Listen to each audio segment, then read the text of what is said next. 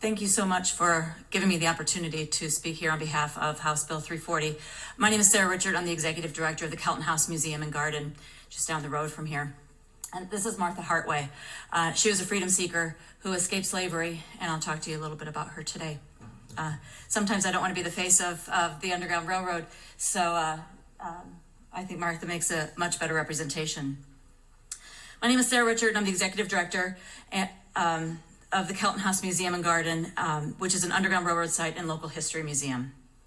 Awareness months are important tools to highlight cultural, historic, and health topics. Although the Underground Railroad is a known subject taught in schools, it is highly misunderstood. The passage of HB 340 will spotlight the history and historic sites in the state of Ohio and teach about the Underground Railroad, along with the stories of the freedom seekers and the abolitionists. Fernando and Sophia Kelton were abolitionists in Columbus, Ohio.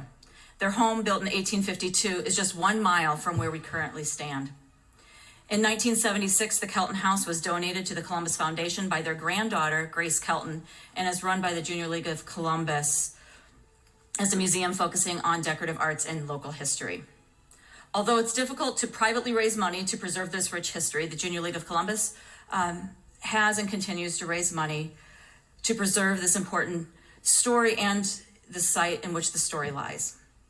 The Kelton House Underground Railroad Learning Station was created in 2002, and since then has taught approximately 4,000 students per year. So when you asked about if students come, they do. So about 4,000 students per year about the Underground Railroad. But still, people in Columbus do not know the history here about the Underground Railroad. They do not know about the Kelton's contribution, and most importantly, they do not know the story of Martha and Pearl Hartway's story from a plantation of Virginia to find freedom. They left the plantation at the young ages of 10 and 14, and we are honored to tell their story every day. Martha not only traveled along the Underground Railroad as a 10-year-old, she then stayed with the Keltons for over a decade, living with the Keltons as one of their own children, even marrying in the front parlor of 586 East Town Street, and it was officiated by the Reverend James Poindexter. Designating September as International Underground Railroad Month is a powerful step to call attention to this point in history that brings together people of multiple religions, races, and heritage in order to right an injustice.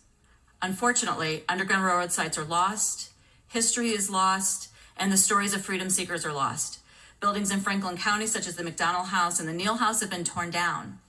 But the simple 25 words of House Bill 340 has the power to capture the attention of the state, even for just 30 days, to continue the stories told by Frederick Douglass, Wilbur Siebert, Harriet Beecher Stowe, and Levi Coffin.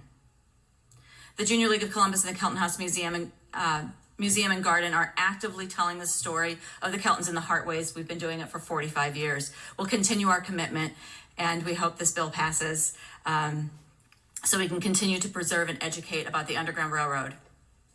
Thanks for your time and listening and allowing me the opportunity to be here. I really appreciate it.